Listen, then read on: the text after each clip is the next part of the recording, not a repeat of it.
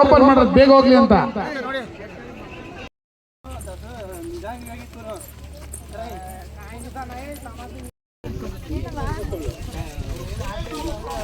ನಮಸ್ತೆ, welcome back to Mahadeshwara ಪಾದಯಾತ್ರೆ part 2. Part 1ನಲ್ಲಿ ನಾನು ಕಾಡಿಂದ ಯಾವ ರೀತಿ ಎಲ್ಲ ನಡ್ಕೊಂಡು ಬಂದ್ವಿ ಅನ್ನೋದನ್ನು ಶೇರ್ ಮಾಡ್ಕೊಂಡಿದ್ದೆ. ಇಲ್ಲಿ ಬಂದ್ಬಿಟ್ಟು ನಾವು ಮೇನ್ ರೋಡ್ಗೆ ರೀಚ್ ಆಗಿದ್ದು. ಇಲ್ಲಿಂದ ಆಚೆಗೆ ಯಾವುದೇ ರೀತಿಯಾದಂಥ ಕಾರ್ಡ್ ರೋಡು ಇರೋದಿಲ್ಲ.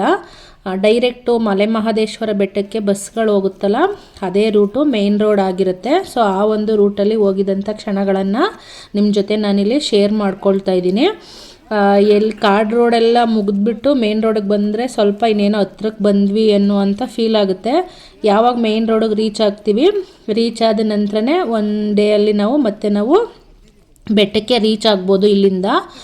ಮತ್ತು ಬರಿಗಾಲಲ್ಲಿ ನಡೀತಕ್ಕಂಥವರೆಲ್ಲ ಇರ್ತಾರೆ, ಮಕ್ಕಳಲ್ಲೆಲ್ಲ ಇಟ್ಕೊಂಡು ನಡೀತಕ್ಕಂಥವರೆಲ್ಲ ಇರ್ತಾರೆ. ಹಾಗಾಗಿ ನೈಟು ಒಂದು 2-3 ಅವರ್ಸ್ ಅಷ್ಟೇ ರೆಸ್ಟ್ ತೊಗೊಂಡು ನಿದ್ದೆ ಮಾಡ್ತಾರೆ.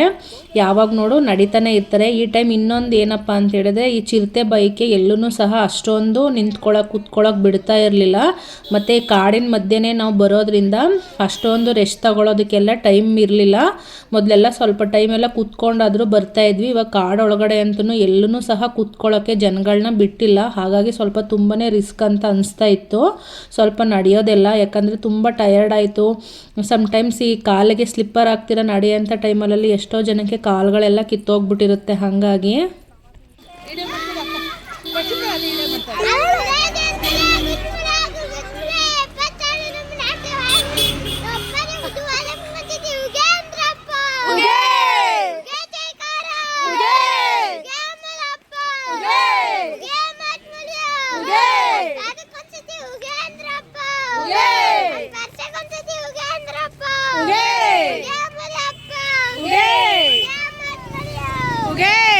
ನೋಡಿದ್ರಲ್ಲ, ಹುಡುಗನಿಗೆ ಎಷ್ಟೊಂದು ಜೋಶ್ ಇದೆ ಅಂತೇಳಿ ತುಂಬ ಉತ್ಸಾಹದಿಂದ ಎಲ್ಲರೂ ಸಹ ಹೋಗ್ತಾ ಇರ್ತಾರೆ. ಮಹದೇಶ್ವರನಿಗೆ ಜೈಕಾರ ಕೂಗ್ತಾ ಇದ್ರೆ ಸ್ವಲ್ಪ ಹೋಗೋ ದಾರಿ ಬೇಗ ನಡೆಯುತ್ತೆ ಅಂಥೇಳಿ, ಬೇಗ ನಡಿಬೋದು ಅಂಥೇಳಿ ಈ ರೀತಿಯಾಗಿ ಹೋಗ್ತಾ ಇರ್ತಾರೆ. ಹಾಗೆ ಮಧ್ಯದಲ್ಲಿ ಸ್ವಲ್ಪ ಐಸ್ ಕ್ರೀಮು ಹಾಗೆಯೇ ಸೌತೆಕಾಯಿ ಎಲ್ಲ ಕೊಟ್ಟರು, ತಿನ್ಕೊಂಡು ಹೊರಟ್ವಿ. ಮತ್ತು ಇಲ್ಲಿ ರಾಮನಗರದಿಂದ ಒಂದು ಬ್ಯಾಚ್ ಯಾವಾಗಲೂ ಸಹ ಇಲ್ಲಿ ಒಂದು ಟಿಫನನ್ನು ಕೊಡೋ ಅಂತಂದರೆ ಫುಲ್ ಡೇ ನಾವು ಇಲ್ಲಿ ಟಿಫನಿಗೆ ರೀಚ್ ಆಗಿದ್ವಿ ಅಷ್ಟೇ. ಇಲ್ಲಿ ಟಿಫನನ್ನು ಕೊಟ್ಟರು. ಟಿಫನ್ ಇಲ್ಲಿ ಯಾವುದೇ ಊಟ ಟಿಫನ್ ಏನೇ ಆದರೂ ಸಹ ಚೆನ್ನಾಗಿರುತ್ತೆ. ಹಾಗಾಗಿ ಇಲ್ಲೇ ಬಂದ್ವಿ. ಮತ್ತು ಮೆಡಿಷನ್ಸ್ ಕೂಡ ಕೊಡ್ತಾರೆ ಇಲ್ಲಿ ನೋಡಿ. ಕಾಲು ನೋವಿಗೆ ಅಥವಾ ಏನಾದರೂ ಪೇಯ್ನ್ ಇದ್ದರೆ ಪ್ರತಿಯೊಂದಕ್ಕೂ ಸಹ ಮೆಡಿಷನ್ಸ್ ಕೊಡ್ತಾರೆ. ಹಾಗೆ ಎಲೆ ಅಡಿಕೆಗಳ ವ್ಯವಸ್ಥೆ ಎಲ್ಲನೂ ಸಹ ಮಾಡಿಕೊಟ್ಟಿರ್ತಾರೆ. ಮತ್ತು ಊಟದ ವ್ಯವಸ್ಥೆ ಎಲ್ಲ ಮಾಡಿರ್ತಾರೆ. ಟೀ ಕಾಫಿ ಬಿಸ್ಕೆಟ್ ವ್ಯವಸ್ಥೆನೂ ಸಹ ಮಾಡಿರ್ತಾರೆ. ಸೊ ಅದೆಲ್ಲ ಮುಗಿಸ್ಕೊಂಡು ನಾವು ಚೆನ್ನಾಗಿರುತ್ತೆ ಇಲ್ಲಿ ಟಿಫನ್ ಅಂತೇಳಿ ತಿಂದ್ಬಿಟ್ಟು ಇದಾದ ನಂತರ ಮುಗಿಸ್ಕೊಂಡು ನಾವು ಮುಂದೆ ಹೊರಟ್ವಿ. ನಂತರ ಹಾಗೆ ಬರ್ತಾ ಇರಬೇಕಾದ್ರೆ ಯಾರೋ ಬಾಳೆಹಣ್ಣು ಕೊಟ್ಟರು, ಅದನ್ನು ತಿಂದ್ವಿ. ನೆಕ್ಸ್ಟ್ ಅದಾದ ನಂತರ ಬಾದಾಮಿ ಹಾಲೇನೋ ಕೊಡ್ತಾಯಿದ್ರು. ಸೊ ಅದನ್ನು ಸಹ ಕುಡಿದ್ವಿ. ಇದೆಲ್ಲ ಒಟ್ಟೊಟ್ಟಿಗೆ ತಿಂದಿರತಕ್ಕಂಥದ್ದೆಲ್ಲ 1-2 ಅವರ್ ಗ್ಯಾಪ್ ಇರುತ್ತೆ.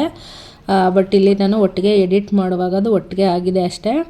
ಆದರೆ ಇವಾಗ ತುಂಬ ಬಿಸಿಲಿರುತ್ತಲ್ವ, ಹಾಗಾಗಿ ಈ ಬಿಸಿಲಿಗೆ ಏನೇನು ಬೇಕಿರುತ್ತೋ ಆ ಥರದ ಪದಾರ್ಥಗಳನ್ನೇ ಕೊಡ್ತಾ ಇರ್ತಾರೆ. ಅಂತೂ ಇಂತೂ ಬೆಳಗ್ಗೆ 9-10 ಗಂಟೆ ಅಷ್ಟಲ್ಲಾಗಿತ್ತು. ಕೌದಳ್ಳಿಯನ್ನು ರೀಚ್ ಆದ್ವಿ.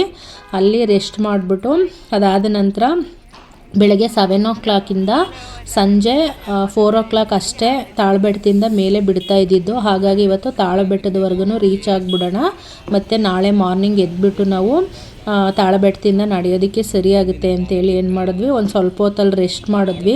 ಅದಾದ ನಂತರ ಫುಲ್ಲು ಹೋಗಿ ತಾಳಬೆಟ್ಟದಲ್ಲೇ ರೆಸ್ಟ್ ಮಾಡಿಬಿಡೋಣ. ಇಲ್ಲಿ ಸ್ವಲ್ಪ ಹೊತ್ತು ರೆಸ್ಟ್ ಮಾಡಿದ್ರೆ ಅದು ಆಗಲ್ಲ ಅಂತ ಹೇಳ್ಬಿಟ್ಟು ಇಲ್ಲಿ ನೋಡಿ ಗಾರ್ಡ್ಸ್ಗಳಿದ್ದಾರೆ, ಪೊಲೀಸ್ನವರು ಎಲ್ಲ ಕಡೆನೂ ಸಹ ಪ್ರತಿಯೊಂದು ಕಡೆನೂ ಸಹ ಗಾರ್ಡ್ಸ್ಗಳನ್ನು ಹಾಕಿದ್ರು. ತುಂಬಾ ಚೆನ್ನಾಗಿ ವ್ಯವಸ್ಥೆಯನ್ನು ಮಾಡಿದರು.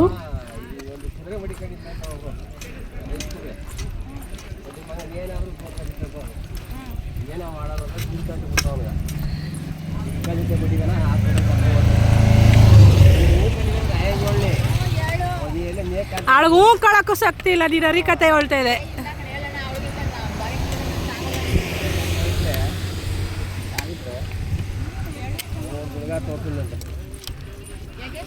ಒಂದು 100 ಕಿಲೋಮೀಟ್ರು, ಒಂದು 200, ಇನ್ನೊಂದು 300 ಸ್ಯಾಂಪಲ್ ನೋಡ್ಬೇಕಲ್ಲ.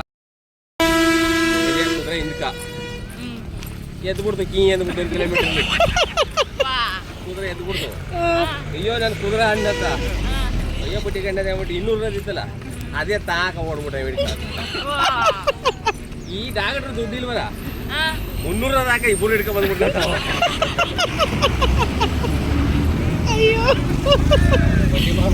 ಕುದುರೆ ಅವ ಇಬ್ಬರು ಹಿಡ್ಕೊಂಡ್ ಬಂದ ಹಾಕಲ್ಲ.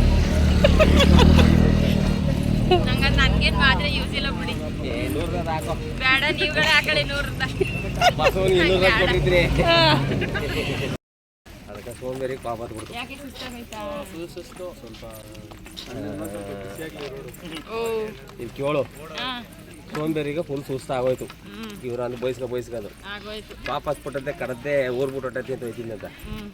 ಒಳ್ಳೆ ಹಣ್ಣಿನ ಮರ ಸಿಕ್ತು. ಇವ ಹಣ್ಣು ಕಿತ್ಕೊತೀನಿಲ್ಲ ಬಡಿಯದ ಯಾರ ಕೇಳೋರು ಕೆಳಗೆ ಹಣ್ಣು ಮನ್ಬಿಟ್ಟು ನಾವು ಹೋಗಿ ಇವನ ಆಸೆನ ಬಾಯಿ ಬಿದ್ದೆಟ್ಗೆ ತಿನ್ಕೋಬೇಕು ಅಂತ. ಈ ಬಡ್ಡಿಗಣ್ಣ ಹಣ್ಣು ಎದ ಮೇಲೆ ಬೀಳ್ತು. ಇವ ಎದ ಮೇಲೆ ಬಿದ್ದ ಹಣ್ಣು ಎತ್ತಿನ ಕಳಕ್ಕೆ ಆಗಲ್ಲ. ಯಾಕಂದ್ರೆ ಸೋಂಬೇರಿ. ಆಗ ಇನ್ನೊಬ್ಬ ಕುದುರೆ ಮೇಲೆ ಬಂದಂತ ಬಡಿಗಣವ ಮನಿಕಂಡ್ ನೋಡ್ಬಿಟ್ಟು ಅಣ್ಣ ಅನ್ನಂತ ಏನಪ್ಪ ಅನ್ನಂತ ಒಂಚೂರು ಬಂದು ಎಣ್ಣೆ ಎತ್ತು ಬಾಯಿಗೆ ಹಾಕ್ಬಿಡು ಅನ್ನಂತ. ನಾ ಯಾರ ಗೊತ್ತಾ ಅನ್ನಂತ. ಸೋಂಬೇರಿಯವ್ರ ಅಪ್ಪ ನಾನು ಅನ್ನಂತ.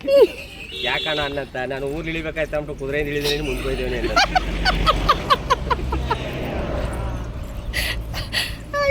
ಬಾಯಿಲಿರೋ ಜೊಲು ಒಣಗೋಯ್ತಾ ಅಂದ್ಬಿಟ್ಟು ಹೂಕತೆ ಇಲ್ವಲ್ಲ.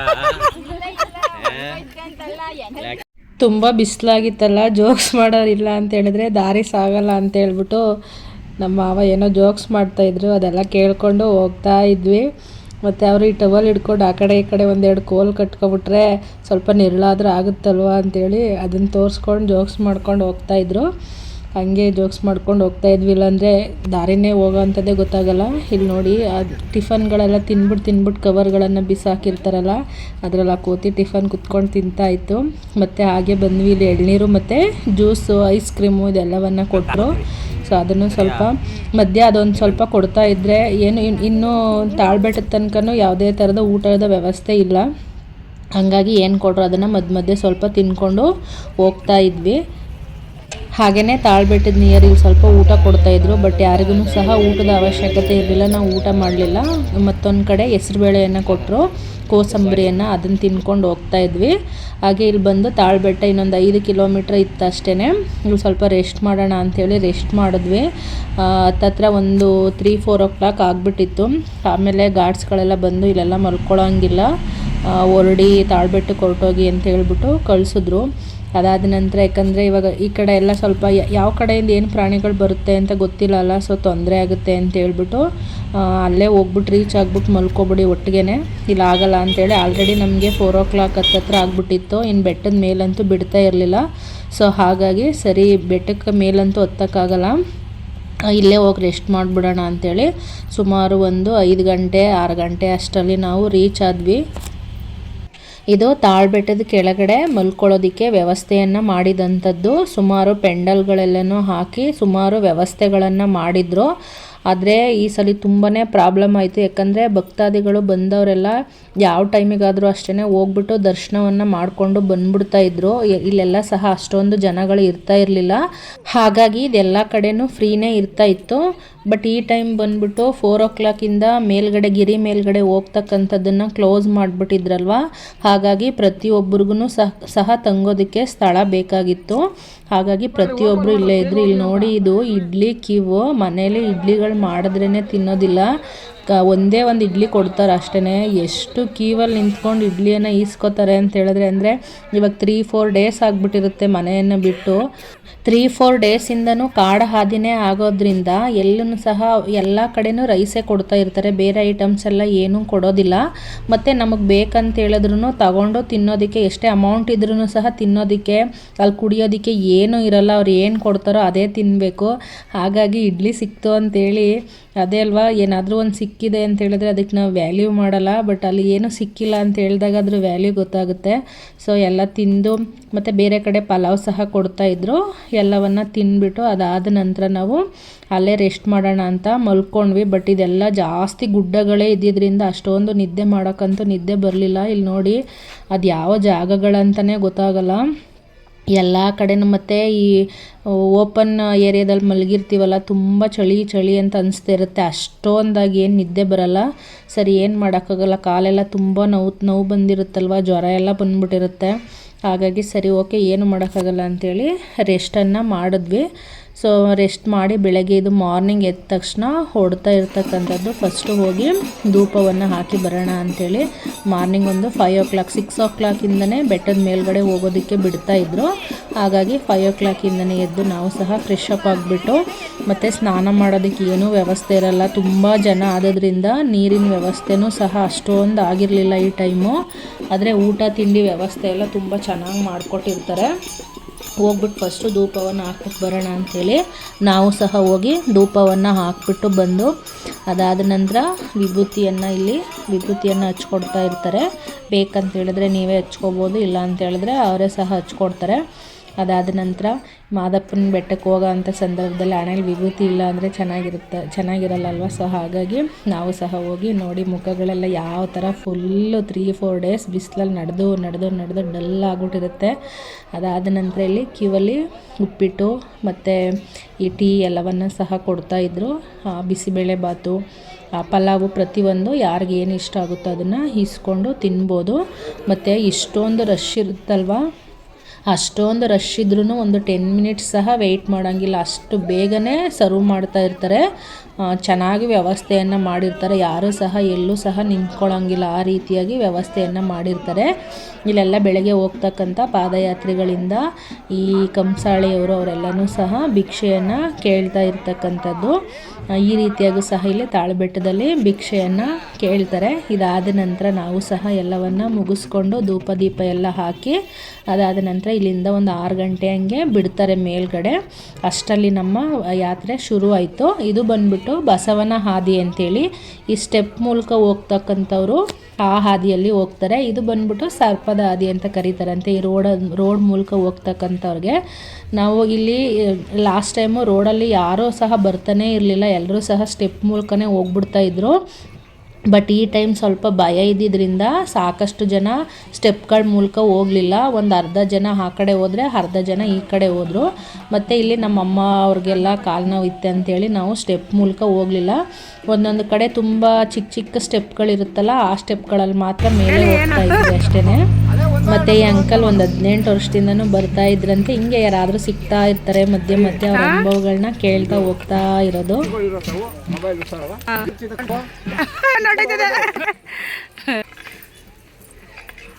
ಏನೋ ಕೈಲಿ ಹಿಡಿದವ್ರ ತಿಂಡಿ ಅಂದ್ಬಿಟ್ಟು ಕಿತ್ಕೊಂಡೈತೆ. ತಿಂಡಿ ಗೊತ್ತಾಯ್ತದೆ, ಅದು ನೀವು ಏನು ಬೇಡ ಗೊತ್ತಿರತ್ತು. ಮನೆಗಳಲ್ಲಿ ಗಿರಾರ್ ಇರ್ತದಲ್ಲ, ಇಡೀರಿ ಎತ್ಕೊಂಡು ಚೆಕ್ಕಾಗ್ತದೆ. ಮತ್ತು ಕೆಲವೊಂದು ಕಡೆ ಸುಸ್ತಾದ ಕಡೆ ಈ ಥರ ಟಮಟೆಗಳನ್ನ ಬಡ್ಕೊಂಡು ಡ್ಯಾನ್ಸನ್ನು ಮಾಡಿಕೊಂಡು ಎಂಜಾಯ್ ಮಾಡಿಕೊಂಡು ಸ್ವಲ್ಪ ರೀಚಾರ್ಜ್ ಮಾಡಿಕೊಂಡು ಹೋಗ್ತಾ ಇರ್ತಾರೆ.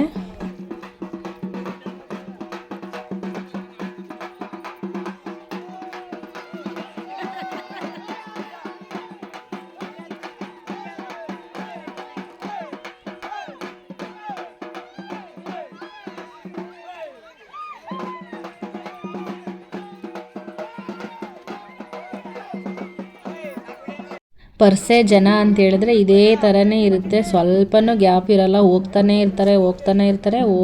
ಇರ್ತಾರೆ. ಎಷ್ಟು ತನಕ ನೋಡಿದ್ರೂ, ಎಲ್ಲಿಂದ ನೋಡಿದ್ರೂ ಸಹ ಹೋಗ್ತಾನೇ ಇರ್ತಾರೆ. ಲಕ್ಷಾಂತರ ಜನ ಹೋಗ್ತಾ ಇರ್ತಾರೆ.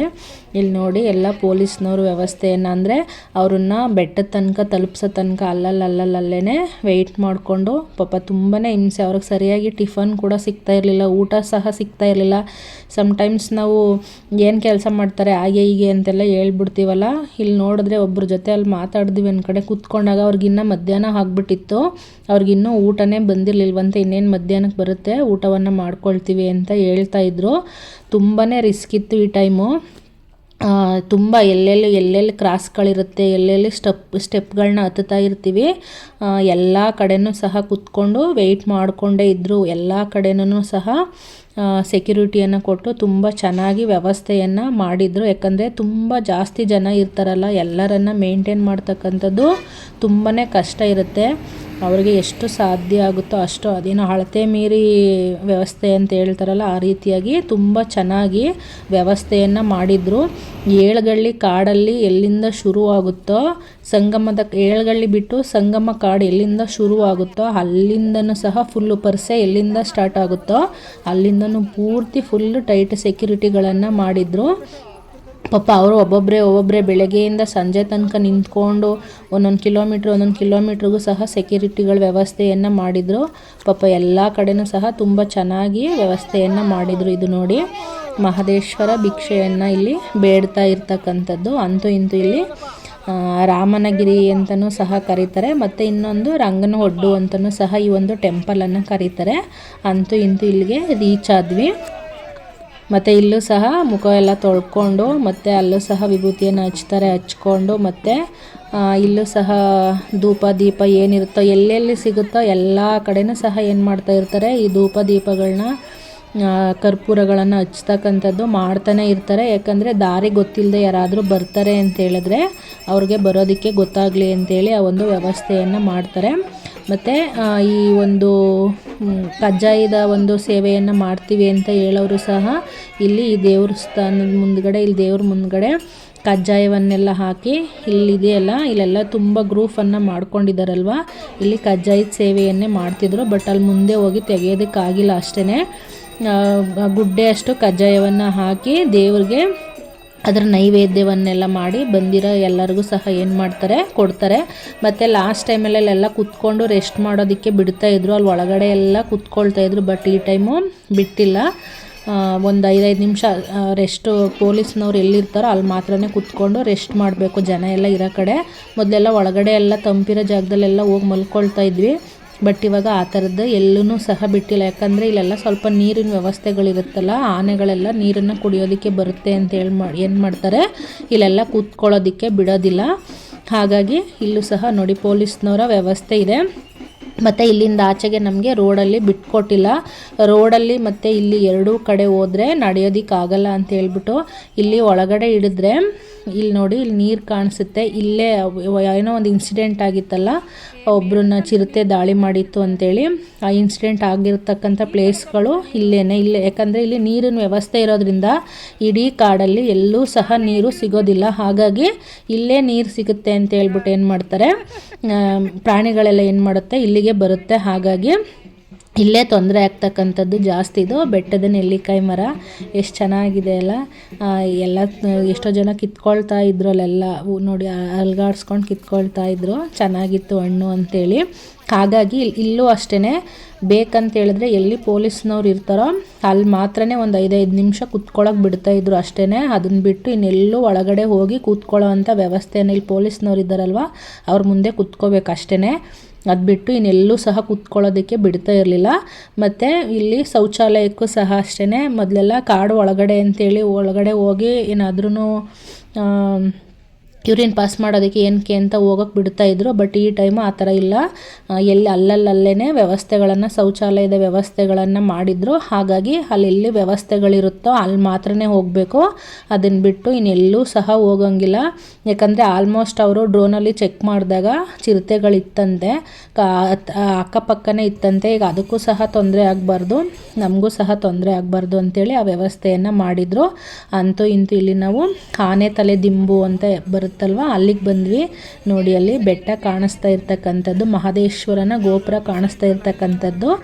ಇಲ್ಲಿಗೆ ಬಂದ ತಕ್ಷಣ ಸ್ವಲ್ಪ ಬೆಟ್ಟವನ್ನೇ ತಲುಪಿದ್ವಿ ಅನ್ನಷ್ಟು ರಿಲ್ಯಾಕ್ಸ್ ಆಗುತ್ತೆ. ಈಗ 3-4 ಡೇಸಿಂದ ಎಷ್ಟು ಕಷ್ಟಪಟ್ಟು ನಡ್ಕೊಂಡು ಬಂದಿರ್ತೀವಲ್ವ, ಇಲ್ಲಿ ಬಂದು ಸ್ವಲ್ಪ ಮಹದೇಶ್ವರನ ಗೋಪುರವನ್ನು ನೋಡಿದ ತಕ್ಷಣ ಸ್ವಲ್ಪ ಸಮಾಧಾನ ಆಗೋಕ್ಕೆ ಶುರುವಾಗುತ್ತೆ. ಇನ್ನೇನು ಬೆಟ್ಟವನ್ನು ರೀಚ್ ಆದ್ವಿ, ಇನ್ನೇನು ಮಹದೇಶ್ವರನ ನೋಡ್ತೀವಿ ಅಂತೇಳಿ. ನಾವು ತಾಳ್ಬೆಟ್ಟದಿಂದ ಬೆಳಗ್ಗೆ 5 ಗಂಟೆಗೆ ಬಿಟ್ಟಿದ್ದು. ಸುಮಾರು ಒಂದು 12 ಗಂಟೆ ಅಷ್ಟರಲ್ಲಿ ಇಲ್ಲಿ ಆನೆ ತಲೆ ದಿಂಬತ್ರ ಬಂದ್ವಿ. ನಂತರ ಇಲ್ಲಿಂದ ಬಿಟ್ಟು ನಾವು ಇಲ್ಲೊಂದು ಸ್ವಲ್ಪ ಒಂದು 5-10 ನಿಮಿಷ ಇಲ್ಲೂ ಸಹ ರಿಲ್ಯಾಕ್ಸ್ ಮಾಡಿಕೊಂಡು, ಮತ್ತು ಇನ್ನೊಂದು ಪ್ರಾಬ್ಲಮ್ ಏನಾಯಿತು ಅಂತ ಹೇಳಿದ್ರೆ, ಇಲ್ಲಿ ಸ್ವಲ್ಪ ಮೊದಲೆಲ್ಲ ನೀರು ಕೊಡೋ ಅಂಥದ್ದು, ಮಜ್ಜಿಗೆ ಕೊಡ್ತಕ್ಕಂಥದ್ದು, ಪಾನಕ ಕೊಡ್ತಕ್ಕಂಥದ್ದು ಇದೆಲ್ಲ ವ್ಯವಸ್ಥೆಯನ್ನು ಬೆಟ್ಟದ ಮೇಲ್ಗಡೆ ಮಾಡ್ತಾಯಿದ್ರು. ಈ ಸಲ ಎಲ್ಲರನ್ನೂ ತೊಂದರೆ ಆಗುತ್ತೆ ಅಂತೇಳಿ ಕಂಪ್ಲೀಟಾಗಿ ಸ್ಟಾಪ್ ಮಾಡಿಬಿಟ್ಟಿದ್ರು. ನೀರೊಂದು ಸಿಗ್ತಾಯಿತ್ತು ಅಷ್ಟೇ. ಮಧ್ಯೆ ಟ್ಯಾಂಕರ್ಗಳಲ್ಲಿ ಅಲ್ಲಿ ಸಿಂಟೆಕ್ಸಲ್ಲಿ ನೀರುಗಳನ್ನು ಇಟ್ಟಿದ್ರು, ಅದಷ್ಟೇ ನೀರುಗಳು ಸಿಗ್ತಾಯಿತ್ತು ಅಷ್ಟೇ, ಅದು ಬಿಟ್ಟರೆ ಇಲ್ಲ. ನೆಕ್ಸ್ಟ್ ಇಲ್ಲಿ ನೋಡಿ, ಇದು ಹೊಟ್ಟೆ ಪಾಡು ಅಂತಾರಲ್ಲ ಜೀವನ. ಇಲ್ಲಿ ಒಂದು ಇಬ್ಬರು ಹುಡುಗಿರು ಇರ್ತಾರೆ, ಯಾವ ಇಯರ್ ಬಂದರೂ ಅಷ್ಟೇ ಇದೊಂದು ಪಕ್ಕ ಇದ್ದೇ ಇರುತ್ತೆ. ಇಲ್ಲಿ ಇಬ್ಬರು ಹುಡುಗಿರು ಇರ್ತಾರೆ, ಒಬ್ಬರಾದ್ಮೇಲೆ ಒಬ್ಬರು ಜೀವನಗಳು ಯಾವ ರೀತಿ ಎಲ್ಲ ನಡೀತಾ ಇರುತ್ತಲ್ವ. ಹಾಗಾಗಿ ಇದೊಂದು ಜಸ್ಟ್ ವಿಡಿಯೋ ಮಾಡಿದೆ. ಪ್ರತಿಯೊಬ್ಬರು ಜೀವನನೂ ಚಾಲೆಂಜಿಂಗ್ ಆಗಿರುತ್ತಲ್ವ. ಹಾಗಾಗಿ ಮತ್ತು ಇದಾದ ನಂತರ ಇಲ್ಲಿ ಈ ಪಾದಯಾತ್ರೆಯನ್ನು ಬಂದಿದ್ದೀವಿ ಅಂತ ಗೊತ್ತಾಗಲಿ ಅಂತ ಹೇಳ್ಬಿಟ್ಟು ಏನು ಮಾಡ್ತಾರಂತೆ, ಈ ಮುಖಕ್ಕೆ ಬಣ್ಣವನ್ನೆಲ್ಲ ಹಚ್ಕೊಳ್ತಕ್ಕಂಥದ್ದು. ಮತ್ತು ಅದು ಏನು ಎಲೆಗಳಂತ ನನಗೆ ಗೊತ್ತಿಲ್ಲ. ಪಾದಯಾತ್ರೆಯಿಂದ ಬಂದಿರತಕ್ಕಂಥವ್ರು ಆ ರೀತಿ ಜಡೆಗೆ ಇದನ್ನು ಎಲೆಗಳನ್ನು ಹಾಕ್ಕೊಂಡು ಹೋಗ್ತಕ್ಕಂಥದ್ದನ್ನು ಸಹ ಮಾಡ್ತಾರೆ. ಇಲ್ಲಿ ಕೆಳಗಡೆ ನಾವು ಸ್ಟೆಪ್ಪನ್ನು ಇಳ್ಕೊಂಡು ಹೋಗಬೇಕು. ಅಲ್ಲಿ ಹೋಗ್ತಾ ಇದೊಂದು ಮಹದೇಶ್ವರನ ಸ್ಟ್ಯಾಚು ಕಾಣಿಸೋಕ್ಕೆ ಶುರು ಆಯಿತು. ನನಗೆ ನೋಡಿದ ತಕ್ಷಣವೇ ತುಂಬ ಖುಷಿ ಆಯಿತು. ಈಗ 3-4 ಡೇಸಿಂದ ಏನು ಕಷ್ಟ ಅಂತ ನಡ್ಕೊಂಡು ಬಂದಿರ್ತೀವೋ ಅಲ್ಲಿ ಬಂದು ದೇವ್ರ ಮುಖ ನೋಡಿದ ತಕ್ಷಣವೇ ಎಲ್ಲನೂ ಸಹ ಮರ್ತೋದಂಗೆ ಆಗುತ್ತೆ. ಮತ್ತು ಈ ಸರೌಂಡಿಂಗ್ ಬಂದ ತಕ್ಷಣ ಎಲ್ಲ ಮರ್ತೋದಂಗೆ ಆಗುತ್ತೆ. ಇದು ವೇ ಬಂದುಬಿಟ್ಟು ಇಲ್ಲಿ ನೋಡಿ, ಪಾದಯಾತ್ರಿಗಳಿಗೆ ದಾರಿ ಅಂತ ಹೇಳ್ಬಿಟ್ಟು ಸಪ್ರೇಟು ವೇಯಲ್ಲಿ ಬಿಟ್ಟಿರ್ತಾರೆ. ಇಲ್ಲಿ ಹೋದ ತಕ್ಷಣವೇ ನಮಗೆ ಡೈರೆಕ್ಟು ಎಂಟ್ರೆನ್ಸ್ ಇರುತ್ತೆ. ಬಟ್ ಈ ಟೈಮ್ ಅಂತೂ ತುಂಬ ರಿಸ್ಕ್ ಆಯಿತು. ಇಲ್ಲಿ ನಾವು ಮಧ್ಯಾಹ್ನ 1 o'clockಗೆ ರೀಚ್ ಆದ್ವಿ. ಬಟ್ ಇಲ್ಲಿ ಬಂದು ಕ್ಯೂವಲ್ಲಿ ನಿಂತ್ಕೊಂಡ್ವಿ. ಈ ಕ್ಯೂಯಿಂದ ನಾವು ಹೋಗಿ ದೇವರನ್ನು ನೋಡೋ ಅಷ್ಟರಲ್ಲೇ ನಮಗೆ 4 o'clock ಆಗೋಯಿತು. ಒಂದು 3 hours ಟೈಮ್ ಆಗೋಯಿತು. ಇಲ್ಲಿ ಹೊರಗಡೆ ದೇವಸ್ಥಾನದ ಹೊರಗಡೆ ಒಂದು 3-4 ಲೈನ್ಸ್ ಇತ್ತು, ದೊಡ್ಡದಾದಂಥ ಲೈನ್ಸ್ ಇತ್ತು. ಇಲ್ಲೇ ಒಂದು 2 hours ಆಗಿಬಿಡ್ತು. ನಡ್ಕೊಂಡು ಬಂದಿರತಕ್ಕಂಥದ್ದು ಹಿಂಸೆ ಅನ್ಸಲ್ಲ, ಇಲ್ಲಿ ನಿಂತ್ಕೊಳ್ಳೋದೇ ಹಿಂಸೆ ಅನ್ಸೋಕ್ಕೆ ಸ್ಟಾರ್ಟ್ ಆಗುತ್ತೆ. ಮತ್ತು ಅಲ್ಲಿಂದ ರೀಚ್ ಆಗಿ ದೇವಸ್ಥಾನದ ಒಳಗಡೆ ಬಂದರೆ ಇಲ್ಲೂ ಸಹ ಇಷ್ಟೊಂದು ಕ್ಯೂಗಳಿತ್ತು, ತುಂಬಾ ರಶ್ ಆಗಿಬಿಟ್ಟಿತ್ತು. ನಾನು ಹೇಳಿದ್ನಲ್ವ, ಈ ಚಿರತೆ ಬೈಕೆ ಪ್ರಾಣಿಗಳಿಂದ ಏನಾದರೂ ತೊಂದರೆ ಆಗುತ್ತೆ ಅಂತ ಹೇಳ್ಬಿಟ್ಟು ಈ ಸ್ವಲ್ಪ ಫುಲ್ಲು ಕಂಟ್ರೋಲ್ ಮಾಡಿದರು. ಹಾಗಾಗಿ ಸ್ವಲ್ಪ ತುಂಬಾ ತೊಂದರೆ ಆಯಿತು. ಇಷ್ಟು ಟೈಮು ಬಂದವರೆಲ್ಲ ಹಾಗೇ ನೋಡ್ಕೊಂಡು ಹೊರಟೋಗ್ತಾ ಇದ್ರಲ್ವ, ಇಷ್ಟೊಂದು ಕ್ಯೂಗಳು ಇರ್ತಾ ಇರಲಿಲ್ಲ. ನಾವು ಆಲ್ರೆಡಿ ನಡೆದು ಬಂದು ಕಾಲೆಲ್ಲ ತುಂಬ ಪೇಯ್ನ್ ಆಗಿಬಿಟ್ಟಿರುತ್ತಲ್ಲ, ಈ ರೀತಿ ಸ್ಟಾಪ್ ಮಾಡಿಬಿಟ್ರೆ ನಿಂತ್ಕೊಂಡ್ರೆ ಫುಲ್ಲು ಕಾಲು ನೋವು ಬರ್ತಾಯಿತ್ತು. ಹಾಗಾಗಿ ಅಂತೂ ಇಂತೂ 4 o'clock ಅಷ್ಟರಲ್ಲಿ ದರ್ಶನ ಆಯಿತು. ಬಂದು ಇಲ್ಲಿ ಹೊರಗಡೆ ಒಂದು ಸ್ವಲ್ಪ ಹೊತ್ತು ಕೂತ್ಕೊಳ್ಳೋಣ ಅಂತ ಹೇಳ್ಬಿಟ್ಟು ಕೂತ್ಕೊಂಡ್ವಿ. ಅದಾದ ನಂತರ ಇದು ನೈಟು ಒಂದು ಸ್ವಲ್ಪ ಹೊತ್ತು ರೆಸ್ಟ್ ಮಾಡಿ ಹೊರಗಡೆ ಎಲ್ಲೂ ಸಹ ಮಲ್ಕೊಳ್ಳೋಕೆ ಜಾಗ ಇರಲಿಲ್ಲ. ತುಂಬಾ ವ್ಯವಸ್ಥೆ ಮಾಡಿದರು, ಎಷ್ಟೇ ವ್ಯವಸ್ಥೆ ಮಾಡಿದರೂ ಸಹ ಎಲ್ಲೂ ಮಲ್ಕೊಳ್ಳೋಕ್ಕೆ ಜಾಗ ಇರಲಿಲ್ಲ. ಹಾಗಾಗಿ ಎಲ್ಲೋ ಒಂದು ಕಡೆ ಮತ್ತು ರೋಡ್ ಎಲ್ಲೆಲ್ಲಿ ಜಾಗ ಸಿಗುತ್ತೋ ಅಲ್ಲಲ್ಲೇ ಮಲ್ಕೊಳ್ತಾರೆ. ಚಿನ್ನದ ತೇರು ನೋಡೋಣ ಅಂತ ಹೇಳ್ಬಿಟ್ಟು ಬಂದ್ವಿ. ನೋಡಿ ಅಲ್ಲಿ ಕಾಯಿನ್ಗಳು ಎಸಿತಾ ಇದ್ದಾರೆ. ನಾನು ಆವಾಗಲೇ ಹೇಳಿದೆ, ಕಾಯಿನ್ಗಳನ್ನೆಲ್ಲ ಕಲೆಕ್ಟ್ ಮಾಡಿಕೊಂಡು ಭಿಕ್ಷೆಯನ್ನೆಲ್ಲ ಅರ್ಸ್ಕೊಂಡು ದೇವರಿಗೆ ಈ ರೀತಿಯಾಗಿ ಸೇವೆಯನ್ನು ಮಾಡ್ತೀವಿ ಅಂತೇಳಿ ಏನು ಮಾಡ್ತಾರೆ, ಅರ್ಸ್ಕೊಂಡು ಅದನ್ನೆಲ್ಲ ತಗೊಂಡು ಬಂದ್ಬಿಟ್ಟು ದೇವರ ಒಂದು ಉತ್ಸಾಹ, ಚಿನ್ನದ ತೇರು ಬರುತ್ತಲ್ವ ಆ ಟೈಮ್ಗೆ ಅದನ್ನೆಲ್ಲ ಅದ್ರ ಮೇಲೆ ಎಸಿತಾರೆ. ತುಂಬ ಟೈಮು ಚಿನ್ನದ ತೇರನ್ನು ನೋಡಬೇಕು ಅನ್ನೋ ಖುಷಿಗೆ ಸಹ ಬಂದಿರ್ತಾರೆ. ದೇವಸ್ಥಾನದ ಸುತ್ತ ಏನು ಮಾಡ್ತಾರೆ, ತೇರಲ್ಲಿ ಮಹದೇಶ್ವರನ ಒಂದು ಸುತ್ತು ತೇರಲ್ಲಿ ರಥದಲ್ಲಿ ಉತ್ಸವವನ್ನು ಮಾಡ್ತಾರೆ. ತುಂಬ ಚೆನ್ನಾಗಿ ಮಾಡ್ತಾರೆ. ಶಿವರಾತ್ರಿ ದಿನ ಅಂತೂ ಬಂದರೆ ಇನ್ನೂ ತುಂಬಾ ಚೆನ್ನಾಗಿರುತ್ತೆ. ಆದರೆ ನಾವಿಲ್ಲಿ ಮನೆಗೆ ರಿಟರ್ನ್ ಬರಬೇಕಿತ್ತಲ್ವ, ಹಾಗಾಗಿ ನಾವು ಅಲ್ಲಿ ವೆಯ್ಟ್ ಮಾಡಿಕೊಂಡು ಇರೋದಕ್ಕಾಗಿಲ್ಲ.